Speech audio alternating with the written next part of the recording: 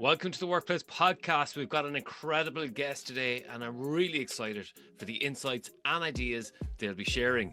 There are so many practical learnings from the conversation that will make a difference to you, your team, or organization. If your organization is interested in a workshop on this topic of the podcast, feel free to get in touch via our website, yellowwood.ie. If you want to support our podcast, and you'll find a link to our Patreon in the podcast description. Thanks in advance for listening and your support. Now, let's take a different path to success. Welcome to the Workplace Podcast. Joining me today to discuss his book, Don't Be Yourself, Why Authenticity Is Overrated and What to Do Instead. Book's author today is Dr. Tomas Chamorro-Premuzic, who's a professor of business psychology at University College London and at Columbia University. Tomas is also the co-founder of Deeper Signals. As an associate at Harvard's Entrepreneurial Finance Lab, he is also the author of Why Do So Many Incompetent Men Become Leaders and the book I, Human. Tomas, welcome to the Workplace Podcast. It's great to be here, and thank you for having me, William. And I was looking at your book collections behind. I was looking for mine, but you have it in front of you. There you go. I have it there, and prime place here. I have to start with praise about this, but before I go to that, I'm going to be completely authentic with our listeners here. I got the catalog from Harvard Business Review, and I nearly did not read this book because the book cover, it says, "Don't be yourself." And I was like, oh, this doesn't sit with me. And I nearly passed by, and then I went, oh, by the way, I know the author. I've seen him live in Dublin before, and I'm a big fan of yours because I love the way you use evidence-based management techniques, and I was so impressed by your insights and the way you get your message across. So for those of you listening in, I am going to praise this book because it is such a good read. So this is not just for leaders, I might add. This is for everyone, especially in ever increasing polarized times. It could actually be a really good book for parents to promote civility in the world, if I'm honest. And I'm hugely inspired by the way this book finished. Now, not every book finishes on such a high. And let me quote two pieces here. Why be yourself when you can be someone better? And also, the best life advice you give isn't just be yourself, rather to be someone else everybody genuinely enjoys being around. So there's so many reasons I like this, because I was reading this and I was kind of saying, oh, there's so many different ways you could debate this. It's like the whataboutery of what about people who are disruptors? What about the creative people who are outliers? What about leaders being authentic and the demand for that? And you also, I'm going to finish up on this, and you're going to get a chance to talk now, is you get praise from previous podcast guests like Amy Edmondson and Sandra Matz, and also, who was not a guest on the podcast, I might add, is former Prime Minister of Australia, Julia Gillard. So there you go. I was falling into four traps there. So excuse that bad joke there, Tomas. So tell me this. So why write this book? Like, why now? You know, there's such a zeitgeist. You know, Oprah cannot be wrong. Brené Brown cannot be wrong of just be your authentic self. Like, if you're not yourself, you're going to be phony.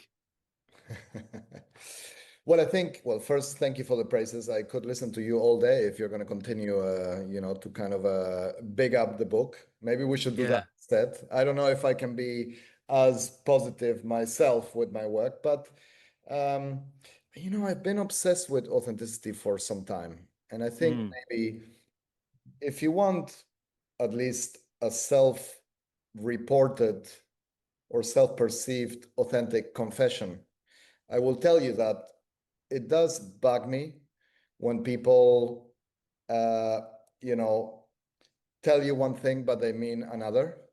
Yeah. And, I think at its best, demands or suggestions that we ought to be authentic are not very authentic to begin with. So, I don't like the BS that comes with it, not least if you think about where it mostly originated. I mean, it's mostly the West Coast of America. I mean, surely we can't have LA culture, the most narcissistic culture in the world, and fake way, worshiping authenticity. That just can't be real. That's maybe my own personal dispositional or emotional subjective allergy to the concept.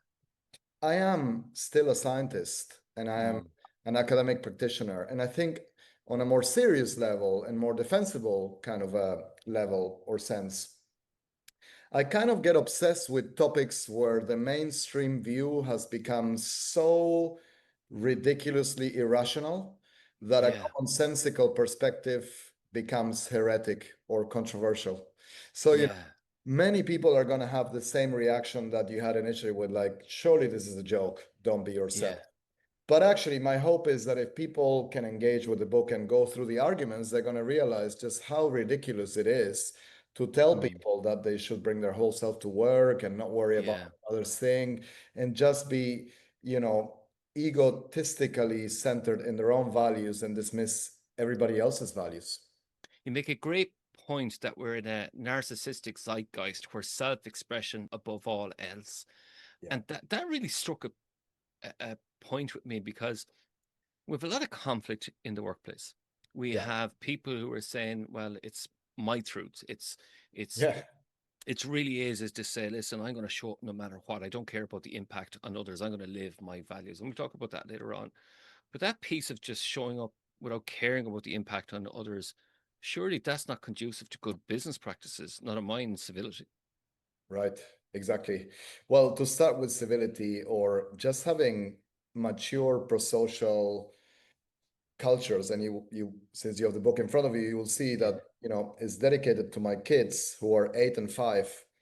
Yeah. And I had to explain the dedication to them. And when I told them that it's a book trying to help adults understand that they need to behave, and at some point, Yeah. their right to be you ends and their obligation to others begins. Yeah. My 8-year-old daughter was like, they don't know this. There's a reason why kids behave better when they're at other people's homes than their own, Yeah. right? They learn that from a very early age, so we must keep it that way. But I think when it comes to sort of like organizational cultures, yeah, if you want a culture of, tolerance, civility, pro-social cultures, you need to help people understand that, it's not just about themselves. I tell this story in the book, true story of somebody who was having their performance review with me, and they turned out to the performance review wearing a t-shirt that said, just be you, they will adjust. And he's a lovely guy, high performing Yeah. individual. And, he obviously didn't think about it much, but I just couldn't let go. And I told him, you realize there's only two possibilities here. Either you're the only person in the entire world that wears that t-shirt and everybody else evolves around you and needs to adjust to you. In other words, we're all kind of satellites Yeah. around, you're the sun and we kind of are peripheral in your orbit. Or you think everybody should wear this t-shirt and then we have total anarchy. And after writing the book, I read this book called Infantilized by a Danish anthropologist who talks about another very interesting everyday work story of this person who was having her performance review, and the manager says to her, look, you're great, you're hitting your numbers, very good. If you want some opportunities to improve or constructive feedback, Yeah. it would be great if you pay a little bit more attention to your spelling. How do you mean? Said the employee. It's like, well, it's a bit sloppy, and like, for example, when you're communicating with clients and key stakeholders, there are grammatical errors and typos. And her response, the employee says, but this is how I spell it. And it sounds like this can't be true, but it's. Then she gets back home. Her mother phones the boss and said, how dare you tell my daughter how she ought to spell? That's how she spells it.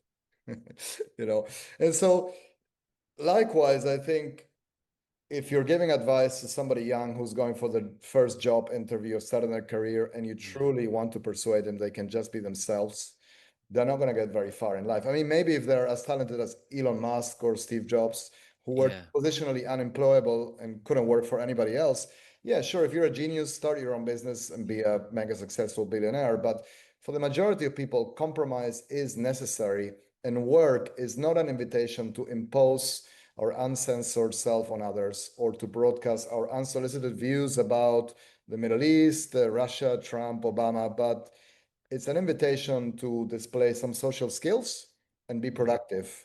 And, if you don't like it, pretend that you do and bitch about it when you get back home. It's a couple of points there you're making, fantastic speaking points actually, and some I've prepared for. So just on that, you talked about Steve Jobs, Yeah, and these are these geniuses there, and a lot of people compare themselves to yeah, that, but it's not acknowledged sometimes that Steve Jobs actually changed his approach. yeah. And then when it comes to Tim Cook and his pro-social approach, financially, Apple were way better off under Tim Cook's pro-social leadership. Absolutely. First, I mean, I do think, by the way, Steve Jobs was a genius. I also think, by the way, Elon Musk is a genius, and these Yeah, megalomaniac visionaries who are truly changing the world. Even if you like Musk less than Jobs, what he's trying to do is even more impressive. Although put yeah, a computer in everybody's pocket is quite impressive. But I think that we need to be careful here because, well, a lot of people display similar obnoxious or undesirable behaviors in mm, other people's companies and workplace without having the talents to back it up. It's like, yeah, it's like I said before, it's like self-confidence is a great thing, but there's no shortage of people in the world with Federer-like confidence level who can play tennis, and that is a problem. yeah, And then I think that we shouldn't forget that, I mean, even people like Steve Jobs, lauded as the innovation or creative version of Jesus, yeah, was an obnoxious person. He used to yeah, park in the disabled car park and bully people, antagonize yeah, everybody. He was really, you know, yeah, and so it's not a very good role model. When he was in charge of Apple, management thinkers actually were debating this so-called Jobs paradox. How is yeah, it possible that this guy who is an a-hole founded the most yeah, successful company in history? Well, now they're 10 times more successful by any yeah. measure. And that's because their leader is a low-key, much more humble, people-centric oriented person. So, and let's face it, stories sell, but data tell. And I'm always, always more interested in large scale studies showing what Yeah, happens in general. That's why even when you said, how can Oprah or Brené Brown be wrong? Well, they can be wrong because they are humans, but just because they're extrapolating from their own experiences or interpretations of what led them to be successful doesn't mean that that's more valid than studies done with thousands and thousands of people under controlled experimental conditions. That evidence tells us that EQ, self-control, and impression management is what gets you promoted to leadership roles and is what gets you to be an effective or talented leaders once you get there. and it's also about being an effective team player in high performance teams as well, because they're all the different aspects to that. So Yeah. that leads us then to the traps then. So always be honest with yourself and others. There's some people that may really struggle with this, because I remember always being told Yeah. honesty is the best policy. Yeah. So what gives? Yeah. Well, first, I think uh, logically and sort of like if we deconstruct that mantra, right? Always Mm, be truthful with yourself and others. Let's start by agreeing that it's very hard to be truthful with others if you're not truthful with yourself to begin with, right? yeah, So if you ask me, did you eat the last cookie? And I say no, but I'm mistaken, I think I didn't, but it was the last one. Am I being truthful? No. I might be authentic there because I tell you yeah, what I think. And unfortunately, we're up against decades of systematic psychological research and research in the behavioral sciences that show that it's only a minority of human beings that manage to be honest with themselves and truthful yeah. with themselves. By the way, that's called depressive realism. Mm, So if you're capable of truly understanding yourself and you don't make rosy or sugar-coated interpretations of your own behaviors, sort of like if your boss gives you a negative review, it's their fault and life is yeah, unfair. And if you get lucky and you get a promotion, oh, it's because you're very talented and so on. We are prone to these optimistic and self-delusional biases all the time. Actually, yeah, because yeah, they have an adaptational or adaptive benefit. If you Yeah. go into a job interview thinking that you're the best thing since sliced bread, you're Yeah. far more likely to get the job than if you go there and say, listen, in all honesty, I have no clue of how to do this. Yeah. I'm hoping to Yeah. learn it, but I need a job. Guess who is Yeah. going to get the job, right? Out of these two people. So being truthful with ourselves is a nice aspiration, but it's very, very difficult to achieve. You know, Yeah. Freud said after 10, 15 years of analysis, you're going to reach two conclusions. You're either neurotic and therefore understand that there is no meaning and there is no real, you, Yeah. you have to come to terms with this, or you truly believe that you're Napoleon or the Che Guevara, Yeah. just psychotic. So, Yeah. first is better than the second one. Maybe sometimes the second one means you're more successful in life. And then being truthful for others, yeah, generally speaking, yes. But even people who promote radical transparency, radical candor, like Yeah. Ray Dalio in his TED Yeah. Talks, look, at Bridgewater, we're all about non-hierarchical and consensual decision making, and Yeah. it's important that people can even tell their bosses, "No, you're wrong, and you're an idiot. Yeah. That's how you do it." Fantastic, sounds great. By Yeah. the way, most people leave this culture because it's too cruel and brutal and can't work in that Yeah. place. But never mind, it's innovative and he's very successful. But he even says, but there are limits. If your colleague Yeah. turns up from after maternity or paternity leave and shows you a picture of their baby and says, "Isn't my baby cute?" You're going to say, "No, it looks like a Yeah. worm." We don't do that. So I think what matters is not how authentic you think you are, but how authentic other people think you are. And other people find you authentic not if you're incapable of editing yourself, but if you're capable of exercising empathy and social skills and you're a safe pair of hands or a safe voice. If an important and close colleague of you just screwed up their presentation and they come to you in despair saying, "Did I really do that badly?" You're going to tell them, "No, no, it was fine. You were Yeah. great. Don't worry." And afterwards, you're going to find a way to politely say, "But if you really wanted to try something else, here's how you can do it," right? And that's why Yeah. we don't live in medieval times. We live in, that's what civilized and polite society is about. Whatever happened to being nice to your boss and bitching about them when you get home? It worked for millennia. And you place a big emphasis on the book of educating the reader on the likes of emotional labor and the Yeah, self-deception yeah, cycle. And then obviously a huge emphasis, what you talked about on trust and social skills, yeah. And so just go back to that self-deception cycle then and then emotional labor. Like, what is it? If we were to educate someone on this to make the argument for it, like educate us on what that the self-deception cycle might be and the costs maybe of emotional labor. Yeah. And I think this is really all the modern literature and research is all footnotes to Erving Goffman, the father of Yeah. sociology, who wrote this many wonderful books, but in the the presentation of the self in everyday life, right? Yeah. He makes a very important and intuitive point that we have forgotten in kind of this world that, worships and celebrates authenticity, and in the world of the authenticity cult, interaction is what the action is. Everything significant in our lives happens when we're interacting with others, not by the way your parents and your siblings and Yeah. spouses and kids, but professional others mostly. And that is a stage. That's, professional life is about really thinking of it as a stage. And there are only two types of approaches. One is what he calls surface acting, which is Yeah. indeed what you find in emotional labor, especially, when you go to restaurants in America Yeah. and somebody Yeah. says, "Hi, I'm Tomas, I'm your server today. It's really great to see you. I hope you've," and it's like so blatantly fake and painful that you say, "Hey, calm down." You can't be yourself. No need for this, but they've been told, indoctrinated to repeat that, and that's what they have to do. And it's Yeah. clearly like, fake. That's surface acting. You're trying to bullshit others, but you don't quite believe it yourself. Yeah. In a way, Yeah. that's a more honest approach to relationship because you know Yeah. what you think and you know Yeah. yourself is different.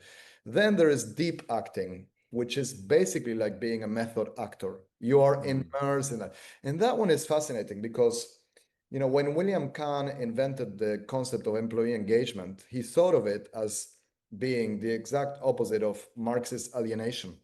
He said, Yeah. employee engagement is the psychological distance between your work persona and your identity. And if there is no distance or very little distance, in the sense that you find your work persona an emblematic aspect or a core aspect of your identity, guess what? You're Yeah. going to be motivated. You don't have to have your manager breathing behind your back and telling you, hey, William, do your work. Because, Yeah. but also, if you take that too far, it's almost like being in a cult. Yeah. Means like there's nothing like if your work self and your professional self encompasses all of the dimensions of your identity, and that's why people quietly quit when they don't find a sense of calling or a higher sense of Yeah. purpose a week or a day at the office, or they are really, really angry Mm. and disappointed if their CEO or manager speaks about polemical issues and they don't agree with them, you know? Yeah. So what I try to say is that, look, I mean, it's better to be in deep acting than in surface acting, but you're still bullshitting yourself. Yeah. And I find it a little bit unhealthy to think that, that's the only source of meaning in our lives. And, I mean, unless you're running a cult, it's far healthier and more mature to have people who work there who are capable of disagreeing with each other and capable of having Yeah. different values. And, we can't simultaneously want a diverse and inclusive workplace and then Yeah. expect, work to represent the totality of our values and be possessed by work because, you know, this is who we are, and it provides us with a sense of purpose that basically has the totality of meaning. It's quite psychotic in a way. Just on that, because we did a wonderful podcast with Melissa Clark on this Yeah. never not working, how we over identify work. So I want to tell our listeners about that. Yeah. But speaking of other people, then Amy Cuddy, you have a quote there about authenticity. Yeah. Authenticity doesn't mean you're not filtering what you're saying. It's about being able to know and access the best parts of yourself and bring them forward. I think that's such a wonderful quote Yeah. because that's what you promote is about Correct. balance here, isn't it? Correct. Yeah, but then it's like, and like I mean, I would say, unfortunately, mainstream definitions of authenticity are not aligned with hers. Yeah. What he describes is what I advocate for, which is pro-social behavior with a healthy degree of self-editing and self-control, right? Mm. It's like at some point, I criticize the strengths-based movement because they're like, how can you develop and grow if you're only focusing on your strength? And then people say, no, no, no, but strengths movement is not just to ignore your weaknesses, it's to also ignore it, work on your weaknesses while putting, okay, then you're not talking about the same thing, it's the semantic. Yeah. So I have no issues whatsoever with what she says, except that's not what authenticity means to most people. Here's the thing then. Trap two then is to be true to your values and follow your heart no matter what.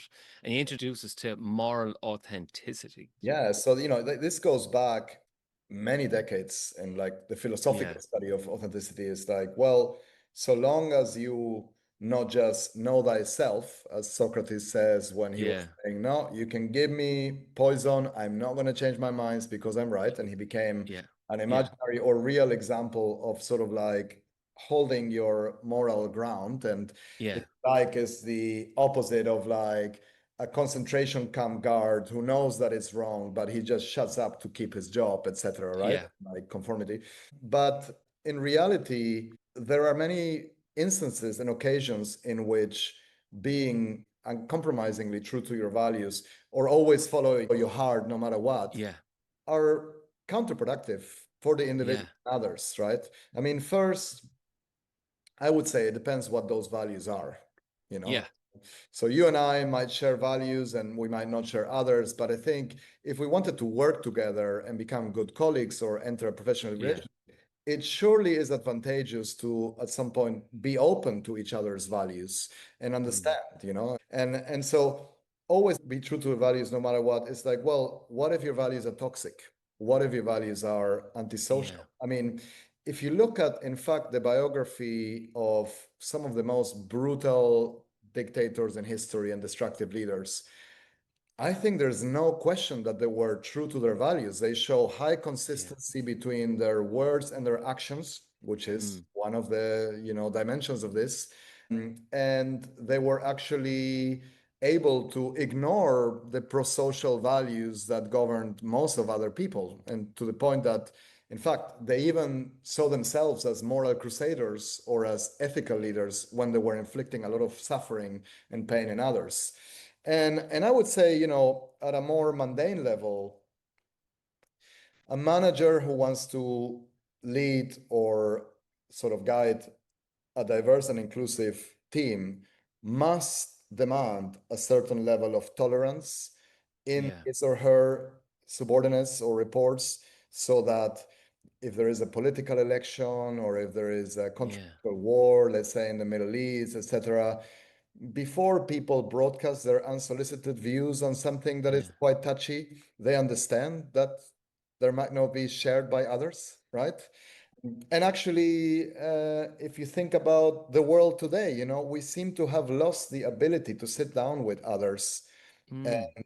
speak to them unless they're part of our echo chamber, filter bubble. Of course, social media makes this worse. But, you know, in the old days, if you were stuck at an airport and your plane was late and you're in the bar sitting with somebody and you talk to them, you try to find Yeah. common ground and talk about, you know, Yeah. sports or politics, whatever. And if at some point they tell you that, I don't know, they're an anti-vaxxer and you're not, or they voted for somebody, Yeah.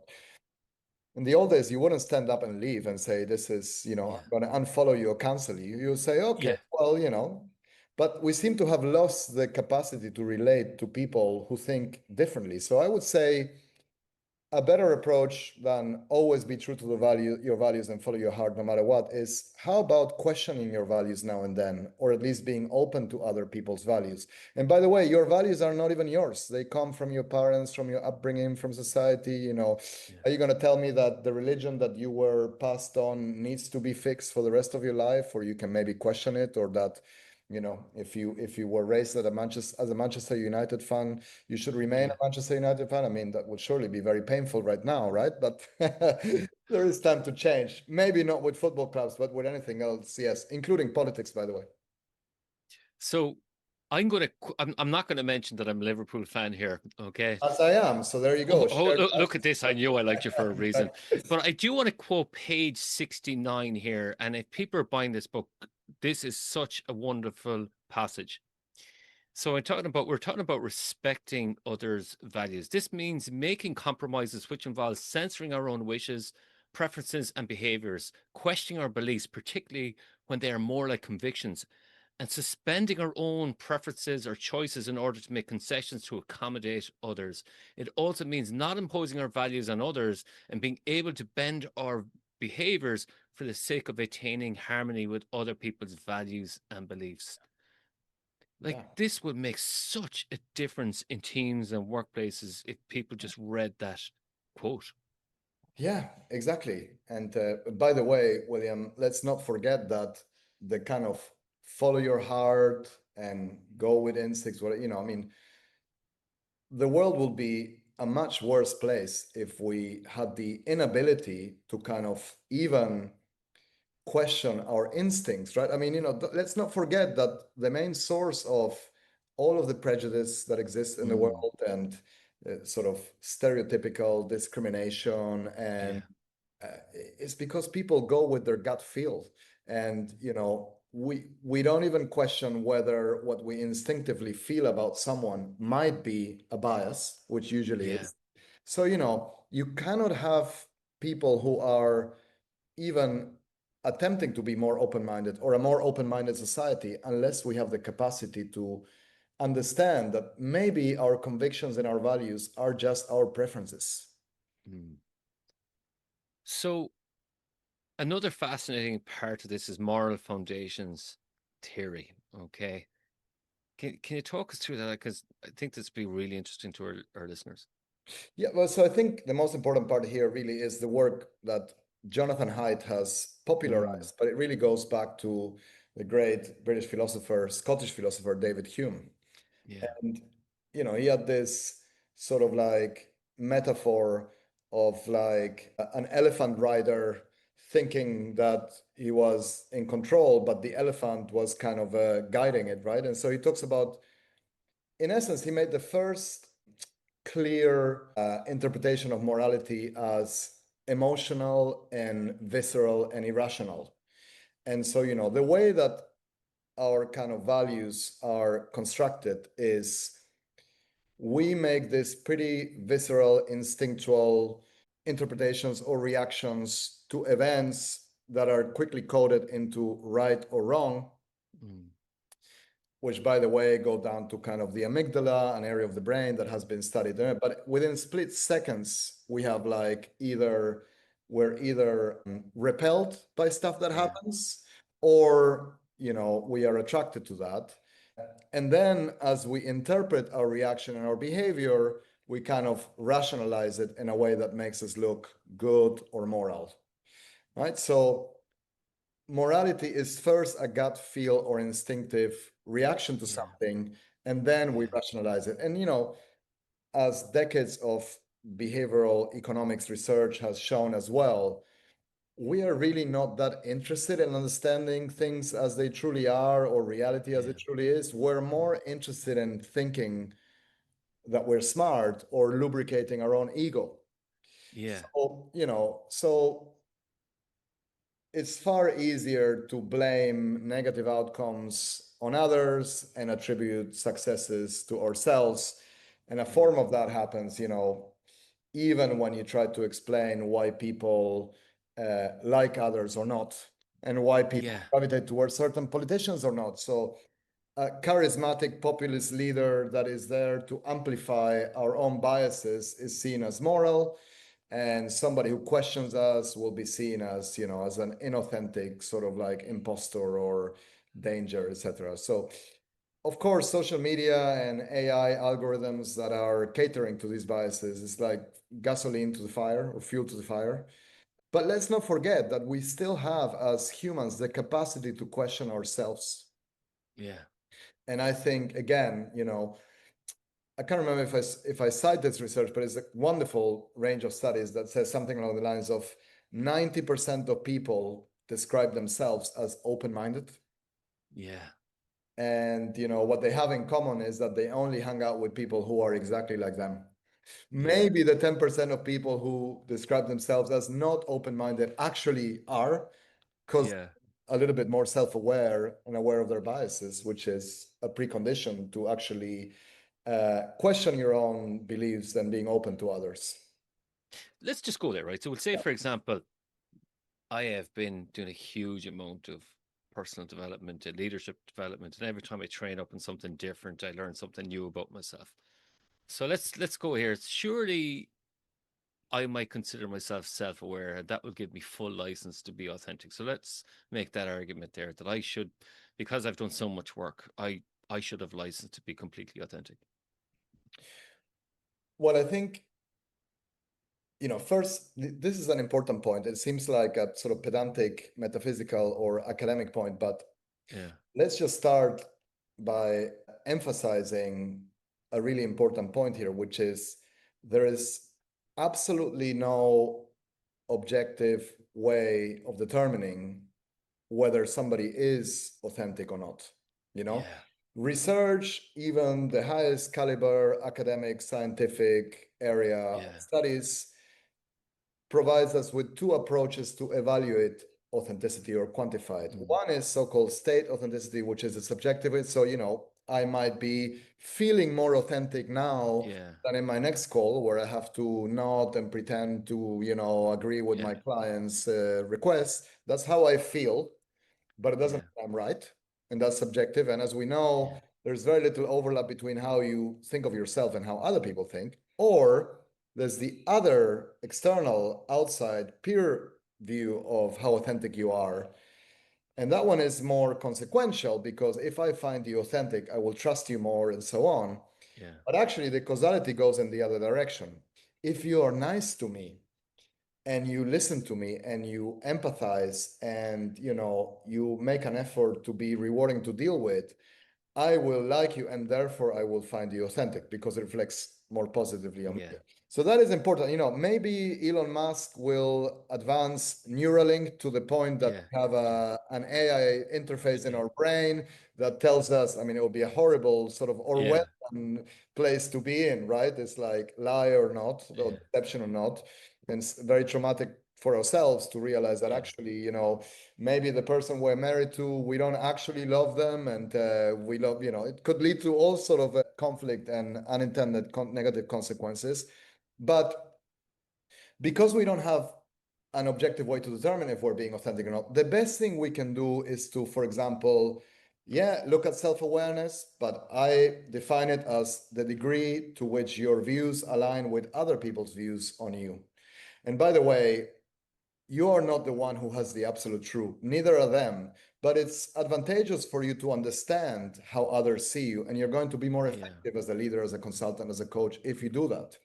Yeah. I quote the great David Bowie, who said, "I am only the person the greatest number of people think I am," as, you know, a pearl of wisdom, because in reality is our reputation and our professional self is sort of like scattered around in the views of people that people have of us. And to the degree that we can stitch them together and internalize them, we will be more effective managing our brand and our reputation. And, you know, this sounds like, oh my God, it's like Machiavellian reputational management. And no. If you do it to the degree that you look like a politician, you will pay a price. By the way, that's why increasingly people pick honest but antisocial or rude populist leaders, because they seem more real and they don't trust the political class anymore, right? There's a reason for that, but that doesn't mean that we should all aspire to being totally uncensored or offending others, and, you know, we don't care about whether we hurt other people's feelings or not. Certainly, if you're starting your career, you'll do well if you learn to suck up and you have the social skills to kind of put on range of behaviors that don't obviously seem like impression management, that make you seem authentic, but while you pay a lot of attention to how you impact others.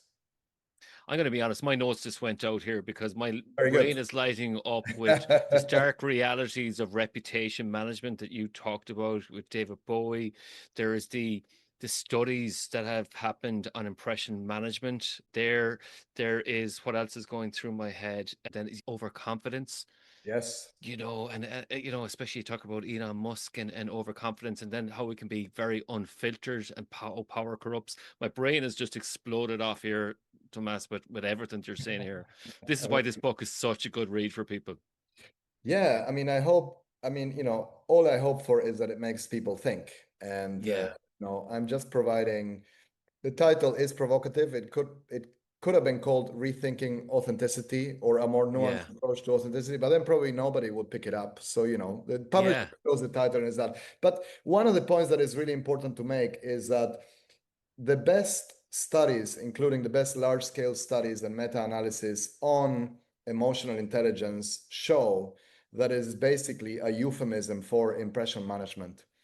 Whether you are a great poker player or a great actor or a great leader who, even when you're feeling tense or anxious, you're not having a meltdown, but you're telling people, don't worry, we're going to get through this. What's required there is self-control, a critical aspect of emotional intelligence, empathy, knowing what other people think and how you impact others, and political/social skills. You know, if you're going to act like, let's say, Tony Soprano, I mean, well, he was a good leader, but you better be a mobster, otherwise it's going to be difficult to get people to follow you. And that's what I like about this book, because you talk about it's like a dance of social skills. It's about being selectively authentic, isn't it? Yeah.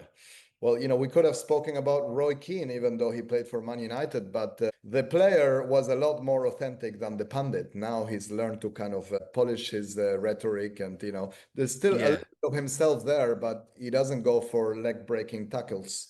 Yeah. And it is that this what you bring up in the book then, is there's something about faking happiness then as well. It's important there. Can you just tell us a little bit about that then? Because I think he does this quite well, but he also fakes grumpiness as well, Roy Keane. But anyways, it's part of the persona. Yeah, exactly. I love that point. Fakes grumpiness as well as part of the persona. And I think, you know, if you're successful in any kind of a public media broadcasting environment, you sort of end up becoming a bit of a caricature of yourselves. You know, it's like, it applies, by the way, also to Oprah and Gordon Ramsay. But anyway, I do think that, well, if organizations appoint a chief happiness officer and they tell employees that, you know, they have to be engaged and have a spiritual connection with work, and it's almost like, you know, what they want is spiritual workaholics or people who have like this almost like a cult-like level of possession with work. I mean, we're going to inadvertently encourage people to fake happiness. Yeah. And they will end up like the American sort of bartenders or waiters who are Yeah. clearly under a lot of pressure to display artificial and painful levels of emotional labor. By the way, I'm not advocating for the Parisian restaurant manager or bartender who will just insult you and make you feel uncomfortable. But I Yeah. think there is a healthy medium in between, you know, which kind of makes people understand that you're in a professional environment, but you know, offers maybe a somewhat diluted version of your authentic self that is aspiring to sort of be maybe your real you or your authentic self, but on a good day.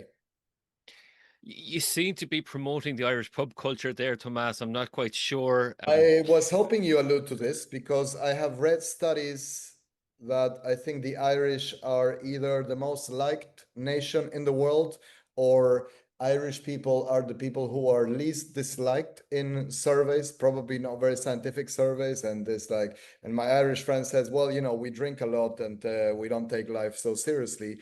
But even if we look at the Irish temperament, it's quite interesting because you guys do seem very authentic and real, but actually there is a lot of polite, passive aggressive, sort of like Yeah. conflict avoidance underpinning Yeah. that. You know, I Exactly. think conflict does make you uncomfortable.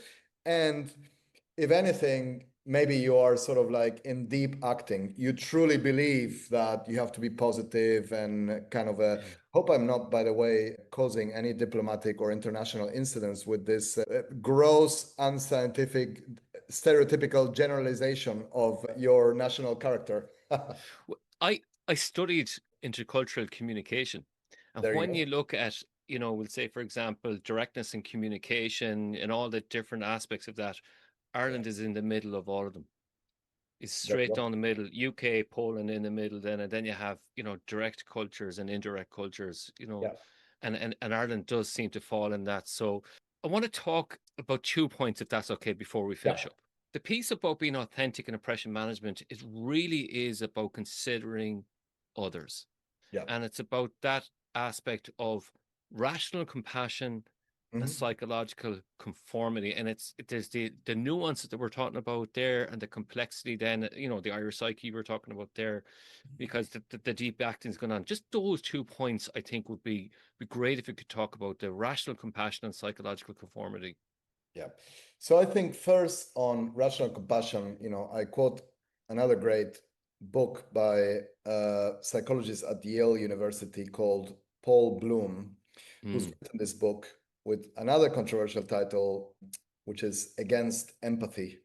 But the yeah. subtitle is The Case for Rational Compassion. And what he demonstrates very compellingly is that, you know, we evolved empathy, or empathy evolved in us as a species. Our brain evolved the capacity for empathy from the days of our hunter-gatherer ancestors at a time many thousands of years ago. Throughout most of our evolutionary history, we lived in small groups of hunter-gatherers, and the capacity to feel what our next of kin and our small tribe was Yeah. feeling helped us prioritize saving them and protecting them, etc. So if you had like a member of another, you couldn't, there was no adaptational benefit of feeling sorry for them, and it was very tribal.